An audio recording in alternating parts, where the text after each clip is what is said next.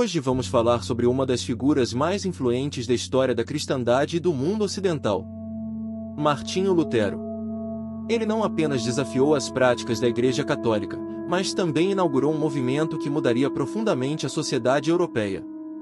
Nessa nova saga do canal sobre grandes figuras que marcaram história, vamos contar sobre suas ideias teológicas, sua tradução revolucionária da Bíblia, a criação de uma Igreja Nacional Alemã e as críticas que recebeu dos católicos, além de aspectos polêmicos, como sua postura em relação aos judeus e seu minimalismo teológico. Mas quem foi Martinho Lutero de fato? Martinho Lutero foi um homem que transformou o curso da história de uma maneira que ele próprio talvez não pudesse imaginar. Nascido em 1483, na pequena cidade de Eisleben, na Alemanha, ele cresceu com uma educação rígida e religiosa. Seu pai queria que ele fosse advogado, mas Lutero seguiu outro caminho. Após sobreviver a uma tempestade violenta, fez uma promessa a Deus de que se tornaria monge, e assim o fez, entrando para o mosteiro agostiniano em 1505. Mas Lutero não era um monge comum.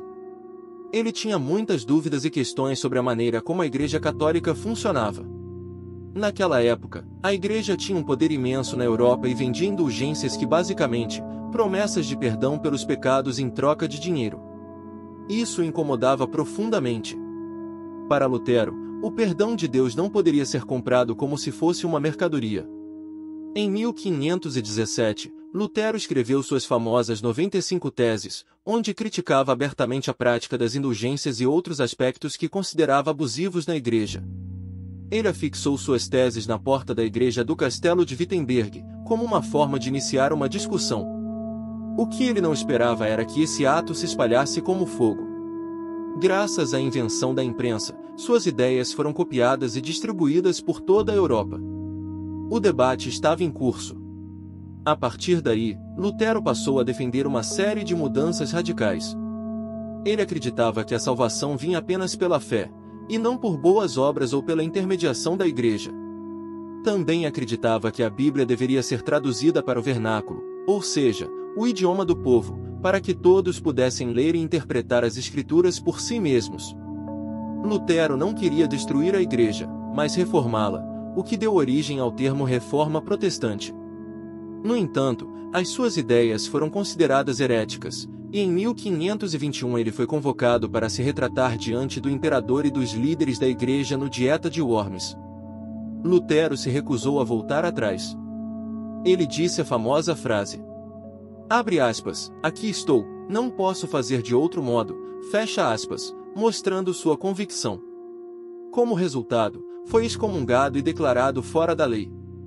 Mesmo assim, Lutero encontrou proteção de alguns príncipes alemães que simpatizavam com suas ideias. Em segredo, ele traduziu a Bíblia para o alemão, tornando-a acessível a milhares de pessoas pela primeira vez. Sua tradução teve um impacto profundo, não só religioso, mas também linguístico, pois ajudou a padronizar a língua alemã. A Reforma Protestante não apenas abalou as estruturas da Igreja Católica, mas também iniciou uma série de mudanças sociais, políticas e religiosas por toda a Europa. A ideia de que cada pessoa poderia ter uma relação direta com Deus sem a necessidade de intermediários foi revolucionária. Martinho Lutero nunca teve a intenção de criar uma nova religião, mas o movimento que ele inspirou deu origem ao protestantismo, que até hoje segue influenciando milhões de pessoas ao redor do mundo. As ideias teológicas de Martinho Lutero mudaram drasticamente o cenário religioso da Europa. No centro de sua teologia estava a crença na justificação pela fé. Para Lutero, a salvação não era alcançada por meio de boas obras, como defendia a Igreja Católica, mas exclusivamente pela fé no sacrifício de Cristo. Ele rejeitava a ideia de que o clero tinha um monopólio sobre o caminho para Deus. Lutero argumentava que as Escrituras eram a única fonte de verdade divina, o que ele chamou de sola scriptura, ou seja, somente a Bíblia deveria ser autoridade em questões de fé. Para apoiar essa ideia, Lutero fez algo extraordinário, traduziu a Bíblia para o alemão. Até então, a maioria dos cristãos dependia das interpretações do clero, que lia as Escrituras em latim, uma língua que o povo comum não compreendia. Com a tradução, a Bíblia se tornou acessível a todas as pessoas que soubessem ler, e isso teve um impacto profundo. O acesso direto à palavra de Deus permitiu que os fiéis interpretassem por si mesmos as Escrituras, rompendo a dependência do clero e ajudando a disseminar o protestantismo. A tradução de Lutero também ajudou a unificar a língua alemã, que até então era fragmentada em diversos dialetos. Sua versão da Bíblia se tornou um marco tanto religioso quanto cultural, moldando a língua e a identidade nacional alemã. Mais do que um simples texto religioso, a Bíblia de Lutero foi um passo na direção de uma maior alfabetização e no desenvolvimento de uma consciência nacional alemã. Outro aspecto que se desdobrou a partir das ideias de Lutero foi a noção de uma igreja nacional alemã. Lutero não era contra a igreja em si, mas queria reformá-la e adaptá-la à realidade alemã, afastando-se do controle de Roma. Ele propôs que a igreja alemã deveria estar sob a autoridade dos príncipes locais, e não do Papa. Esse conceito de uma igreja nacional ajudou a fortalecer a identidade política e cultural alemã, ao mesmo tempo em que facilitou a adesão de vários nobres às suas ideias reformistas. Com isso, muitos estados alemães adotaram o luteranismo como religião oficial, rompendo com a Igreja Católica Romana e contribuindo para a formação de um sentimento de independência religiosa. No entanto, uma questão controversa na trajetória de Lutero foi sua postura em relação aos judeus. No início, ele esperava que a reforma protestante pudesse atrair judeus para o cristianismo. Em seus primeiros escritos, ele mostrava certa tolerância, argumentando que, com a remoção dos excessos da Igreja Católica, os judeus poderiam ser convencidos a se converter. Mas, quando essa conversão em massa não aconteceu, Lutero mudou radicalmente sua postura.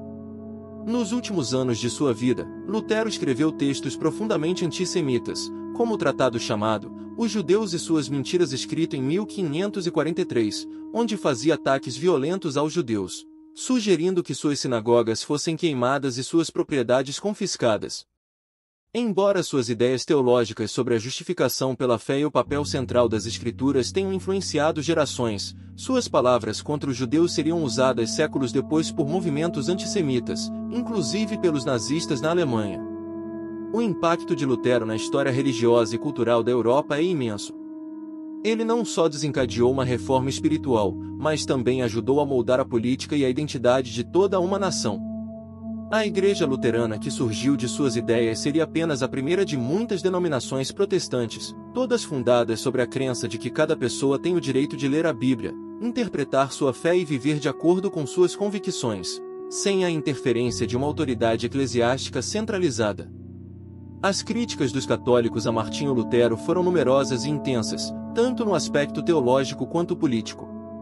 Quando Lutero começou a questionar abertamente a autoridade do Papa e as práticas da Igreja, ele tocou em um ponto central da estrutura eclesiástica da época.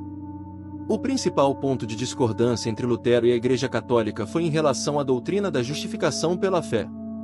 Enquanto Lutero defendia que a salvação era obtida exclusivamente pela fé, a Igreja Católica acreditava que as boas obras e os sacramentos, como a confissão e a Eucaristia, eram essenciais para a salvação. Além disso, a crítica católica apontava que a rejeição de Lutero à autoridade papal e à sola Scriptura, que somente as Escrituras como fonte de autoridade, era vista como um caminho perigoso para a fragmentação da fé cristã. A Igreja argumentava que sem a figura do Papa para interpretar a Bíblia de forma unificada, o cristianismo se dividiria em várias seitas, o que de fato aconteceu nos séculos seguintes com o surgimento de diversas denominações protestantes. Outro ponto crítico levantado pela Igreja foi a posição de Lutero em relação aos sacramentos. Lutero aceitou apenas 2 sacramentos, o batismo e a Eucaristia, enquanto a Igreja Católica mantinha 7, incluindo o casamento e a confissão. Para os católicos, a negação desses sacramentos por parte de Lutero enfraquecia o papel da Igreja na mediação entre Deus e os fiéis, algo considerado fundamental na doutrina católica. A questão da autoridade papal também era central. Para a Igreja, a sucessão apostólica, a crença de que o Papa e os bispos eram os sucessores diretos dos apóstolos de Jesus, garantia que a Igreja fosse a intérprete legítima da vontade de Deus. Lutero, ao desafiar essa ideia, era visto como um herege que ameaçava a unidade e a estabilidade da cristandade. Do ponto de vista político, as críticas católicas também eram intensificadas pelo fato de que a reforma luterana deu início a conflitos e guerras religiosas em toda a Europa, como a Guerra dos 30 Anos de 1618 até 1648, que causou uma enorme destruição. Muitos líderes católicos viam Lutero como responsável por dividir a Europa cristã, levando à violência e ao colapso da ordem social tradicional. Outro ponto de debate é o que alguns chamam de minimalismo teológico em Lutero. Lutero simplificou drasticamente os rituais e as doutrinas da Igreja. Ele retirou muitos elementos que considerava não bíblicos, como o culto aos santos, as indulgências, as peregrinações, as relíquias e as imagens religiosas.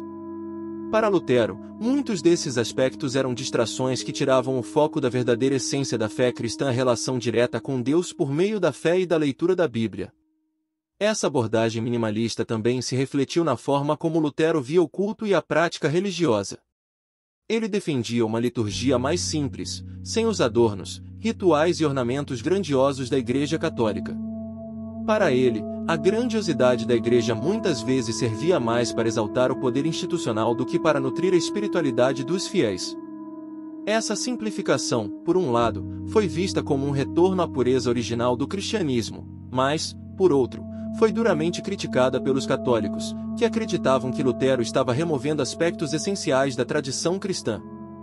Para a Igreja Católica, essa redução da prática religiosa enfraquecia a fé dos fiéis e desrespeitava séculos de tradição que haviam sido construídos em torno de uma espiritualidade rica e cheia de símbolos. Além disso, o minimalismo teológico de Lutero também foi interpretado como uma abertura para interpretações cada vez mais subjetivas e individuais da fé, algo que a Igreja Católica via com preocupação. Sem um guia central, como o Papa, para interpretar as Escrituras, a religião poderia se tornar, nas palavras dos críticos, uma questão de opinião pessoal, o que eventualmente levaria a mais divisões internas. Lutero morreu em 1546, mas seu legado permanece vivo. Ele foi um símbolo de coragem ao desafiar um sistema que parecia inabalável e ao insistir na liberdade de consciência e na busca por uma fé mais autêntica. Sua história é a de um homem comum que, movido por suas convicções, provocou uma das maiores revoluções espirituais e culturais da história. Não se esqueça de curtir o vídeo, se inscrever no canal e ativar o sininho para receber notificações de novos conteúdos. Deixe seu comentário e sugestões de temas para vídeos. Até mais!